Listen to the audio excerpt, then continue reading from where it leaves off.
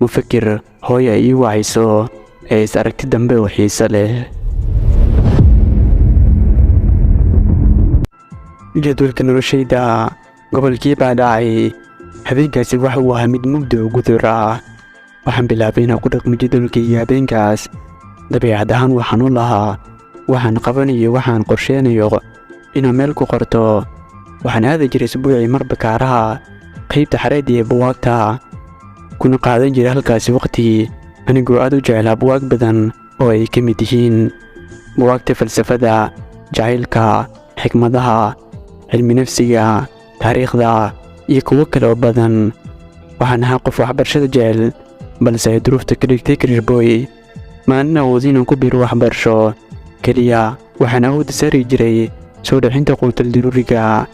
inkastoo ay jireen walaalayga waaweyn oo markaas iskuul dhigan jiray, maanan hayn dadka derbiyada fadhiyo kuna qaxweeyo. maanan hayn kuwa ciyaaro geemka iyo ciyaaraha la midka ah. mana aan ahayn qof inta badan maalayaxna ku dhammiya wakhtigiisa. intaasi ammaaniga ma ahan ee waa dabeecaddayda. waxaan aaday salaaddii cishe anigoo iska soo guday waajibaadkii alle subxaanahu wa tacaala igu lahaa. dabadeed waxaan imaaday guriga. waxaan waqti la qaatay hooyo macaan iyadoo su'aal ku weydiisay noloshayda iyo xaalkayga. sababtoo ah hooyooyinku waa kuwo beer jilicsan, kuu dhimriya, kana fikira noloshaada, kuna fahansiiya wixii kaa khaldan, kuna tusa kalgacal hooyanimo oo turid fara badan, taasi oo laga dheehan karo jacaylka hooyanimo. isla markiiba hooyo waxay gashay jikada iyadoo hadalkii tusmooyinkii tusaalooyinka ku dheehan ay igu dhiirigelinayso. hooyo waxay igula dardaartay 3 shay oo kale ah alla ka cabsi, ilaalinta salaadaha, u dhimrita qofka taagta daran yacni faqiirka, iyo ku fikirida inaan horumar gaaro. dardaaranka hooyo waxaa xigeynaya aabbe igu dhiibtay shaah iyo biyo. waxaan qaaday shaahii waxaan u geeyey aabbe. aabbe waxa waa mid jecel wax akhrinta. wuxuuna akhrin jiray taariikhda iyo sheekooyinka, hiddaha iyo dhaqanka. markaasi alla kulmi waxa uu akhrinayay taariikhdii madaxweyne Siyaad Bare iyo burburkii dagaalka iyo hogaamiyaashii dalka. waxaan bilaabay inaan akhriyo qur-aanka kariimka. runtii waxaan ahaa mid dhameeyey dugsiga sare. duruuftii danta ay ka dhigtay career-boy. waxaan dabeecad u lahaa inaan xooggayga maalo oo aan sugin waalidkayga inay ii soo shaqeeyaan. kartidaasi ay iga dhigtay inaan career-boy noqdo. waxaan ahaa mid shaqadiisa yasin oo ku kalsoon. arsaaqda rabbi jecel, hal abuuro kala duwan ku aamiyo. waxaa soo fara badan noloshiisa. waxaa inta badan fikir ku qaadan jiray shaqadayda oo inta badan waxay ahayd saxartirada waddadayda guusha. subaxii markii la gaaray waan soofay. saxaabada ayaan jaftay. ugu horrayntii sacab biyo cabay. saacadna cadaystay. saacadduna ay 6dii aroornimo. akhristay adkaaru sabaax iyo adkaartii bixitaanka guriga. aadayna halka soofkaygu ahaa. markii ay shaqadayda ii soo dhammaatay gobolkan uu sii dhacayo ayaan soo gaaray qolkayga. garaacayna nambarkii marwo. markii layga qabtay ayaan aamusay. qof ayaa ii jawaabay ugu yidhi dab ayuu ku jiraa moobilka. meel ayaan iska dhigay. waxaan bilaabay inaan akhriyo buug meesha yaalay oo miiska dul saarnaa. ciwaankiisu waa busiiska ardayga. kadibna sidoo kale waxaan akhriyey buug lagu magacaabo 100 shakhsi wax soo saar sameeyey. waxa uu ahaa buug aad u nuxur macaan. taariikhdan wax ka barayo shakhsiyaad dunida magacii saameyn ku reebay. waxaan ku xijiyey buug 999 xikmadood oo ah buug aan aad u jeclaa anigoo ah mid xikmadda jecel. buugga lagu magacaabo 999 xikmadood yaan mar walba waqtigii ku qaadan jiray. waxaan ku jeclaaday xikmadooyinka kala duwan kuwaas oo dhaqaajiyay dareenkayga qofeed, murtida maskaxeed iyo hal-abuurka igu duugan. markii aan buugga akhriyey koob shaah baan qac ka siiyey.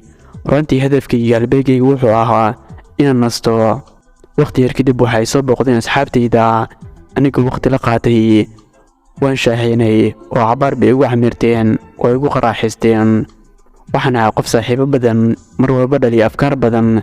markii aan cabaar dhool caddaynana afkaar isdhaafsanay baan dhahay saaxiibayaal yaa layga xumaan iyo dulkayga meel kale ayuu ku abbaaran yahay ee maalinka ha idin wahnaado.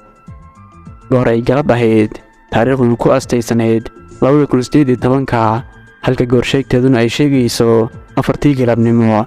micnaheedu yahay 10 saac oo galabnimo ayaan garaacay oo wacay Marwo. Waxaan wada hadalnay waqti kooban. kulankii labaad ee wada sheekaysiga way qabatay, kadibna igu tiri Mufakir oo soo dhawow. Anigu u jawaabay waan dhawahay Marwo. Waxaan ka wada sheekaysanay waxyaabo ku saabsan nolosheena, iyadoo su'aalo iga weydiisay waxyaabaha aan qabto. waxay igu tiri maxaad qabataa maalintii. waa mashquuliyey anigoo furay mowduuc cusub si aan su'aasha ugu jawaabin. waxaan wax ka weydiiyey reerkeeda, heerka waxbarashadeeda iyo nolosheeda. waxay igu tiri waxaan ahay heer jaamacadeed. anigoo hoos iska dhahay Kirshboy miyaa shukaansanayo gabar jaamacadeed. markaas bay tiri maxaad dahday. waxaan ku dhahay maya wax ma dhihin. kadib waxay igu tiri maxaad qabataa, maxaad barataa, muxuu siiyaa hamigaagu. waxaan u sheegay inaan heer jaamacad ahay balse aan shaqo wanaagsan haynin. jaamacad ma dhigataa. waxaan ku dhahay maya. haddana waxaan ku weydiiyey shaqadaada, haddana maadan iga jawaabin. waxaan ku dhahay abaayo waxaan ka shaqeeyaa baabuurta shacabka iyo waddooyinka, ayaan gacanyaro ka hay. haddii aan macno weyn kugu fasirana waxaan ahay Kirshboy. markaas bay tiri muxum aabowe. waxay si raaxaysay arrin aan kuu sheegi rabay walaal. arrinkaasi muxuu yahay. waan la cabsanayaa oo waan la xishoonayaa. dhimile Marwo ii sheeg, waan ku dhegaysanayaa. durbadiiba waxay tiri waan ka helay oo waan ku jeclaaday. goortii aan ku arkay muxum aabaayo, aniga xitaa waan ka helay. waxaan raadinayay qaab aan kugu soo bandhigo. aniga hoos iskala hadlaya ayaan dhahay laakiin gabadha sidaa ku jeclaatay Kirshboy, alloo jecelkeen dhab ma lahan. Marwo ayaa hadashay oo tiri aboowe waxay igu raajoogan weylal, micnahayga mar walba way soo wacaan. waxaan ku dhahay wiilashaa ma taqaanaa.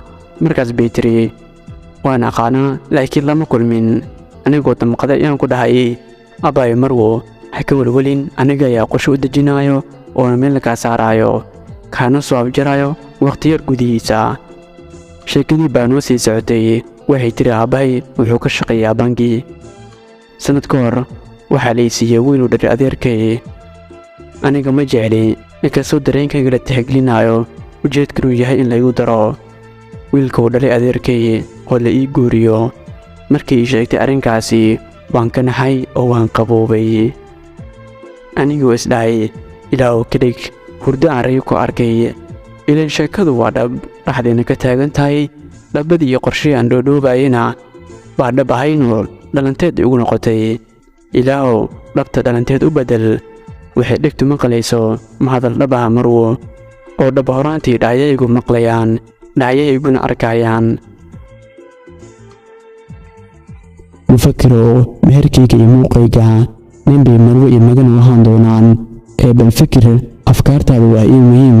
ku fogow kana fikir ficilka dhihi doono. halka inoo joogto sheekadii jaahil ee Marwo iyo Mufakir. intaan ku kulmi doono kan muuqaalkiisa ka في أمان الله. والسلام عليكم ورحمة الله وبركاته.